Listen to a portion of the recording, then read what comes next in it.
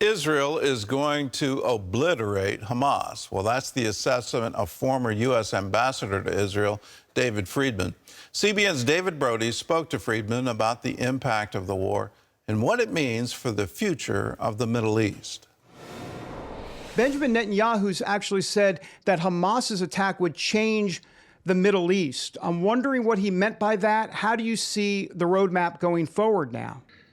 Well, I think Israel has been in battles with Hamas for a couple of decades, as you know, and the way they've looked at it in the past has been to, manage the conflict. I think those are the words that they use, to degrade Hamas, send them back a couple of years, and then revisit the issue later. Now, everything has now changed because this attack by Hamas, as others have said, as I've said numerous times, the greatest, most barbaric assault on the Jewish people since the Holocaust. This changes the equation. What this tells Israel and the world is that it can no longer manage this conflict. It can no longer degrade Hamas, declare a ceasefire, and go back to its business. They have to end Hamas. They have to destroy Hamas. They have to obliterate Hamas. And that's a different approach, and it's the right approach, and they're going to succeed in doing it. And I think when they do, understand that this whole Middle East, there are common enemies. I mean, part of the Abraham Accords, when we put that together, was built upon the fact that, whether it's Israel or UAE or Bahrain or Morocco, all of these nations are battling radical Islamist extremists. And this is going to be the beginning of the end of them. Because whether it's Hamas or the Muslim Brotherhood or Islamic Jihad, I think it will draw out and ultimately eliminate these extremists throughout the region.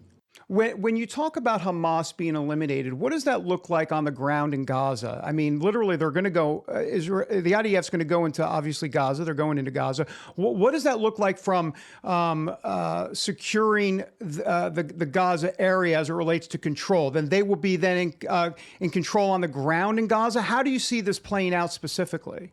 Look, it's a war. I mean, I think you look at it, we've had wars in our history, and we sort of have a template for that. I'm looking sort of at World War II, what happened to Germany. America and the Allies defeated Germany. They got rid of all the Nazis. They cleaned it up as best they could. And they held it for a while until they were able to turn it over to people that they could trust to be peaceful. And it actually was very successful. We have obviously very good relations now with Germany, great relations with Japan. They're going to have to clean out this area, rid it of radical Islamic extremists. And by the way, at the end of the day, who the real winners are? The real winners are the people of Gaza, because they will have been liberated from this oppressive regime. And, how long it takes to then hold it and, kind of rehabilitate it and resuscitate it, I don't know. But I can tell you this, Israel doesn't want it. Israel has no territorial aspirations here. What Israel wants is just a quiet border. And they'll hold it as long as they need to obtain that quiet border. What should Israel do with Iran at this point? I know they have their hands full right now. They're dealing with Hamas. But what about Hezbollah in the north? What happens at that point? If Hezbollah, we've already seen some minor, incursions to a degree, but they have the tunnels, the terror tunnels. What happens if Hezbollah strikes from the north? How does that change everything, especially as it relates to Iran and potentially America's involvement at that point? Well, we'll have to see. I mean, I hope it doesn't happen, and there's no good reason, as I try to put myself in Hezbollah's shoes, which is awfully difficult to do. But as I think of it, Iran, which is ultimately calling all the shots here, Iran has achieved, I think, all that it could possibly have asked for in this proxy war through Hamas. I don't know why they would want to jeopardize Hezbollah's assets and ultimately turn, I think, the people of Lebanon against Hezbollah, because it would result, I believe, in basically Israel, I think, would flatten Lebanon, and I believe they can. And I would not underestimate the resolve of the IDF. They will win this, and I think Hezbollah knows that.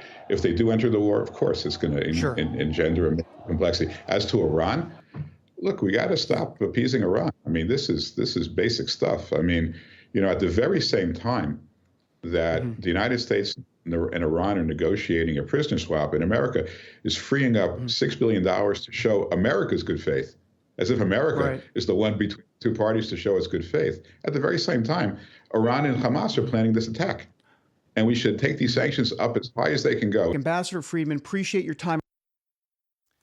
I certainly agree. We should not appease Iran anymore.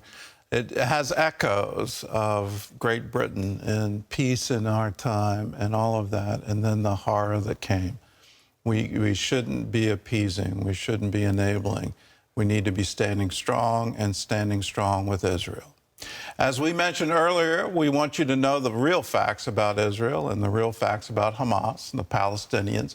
Get the truth behind the claims in our DVD series. It's called Whose Land Is It? And you can receive a DVD copy as well as instant streaming access for Whose Land Is It for a gift of any dollar amount. All you have to do is go to cbn.com/whoseland or call us 1-800-700-7000.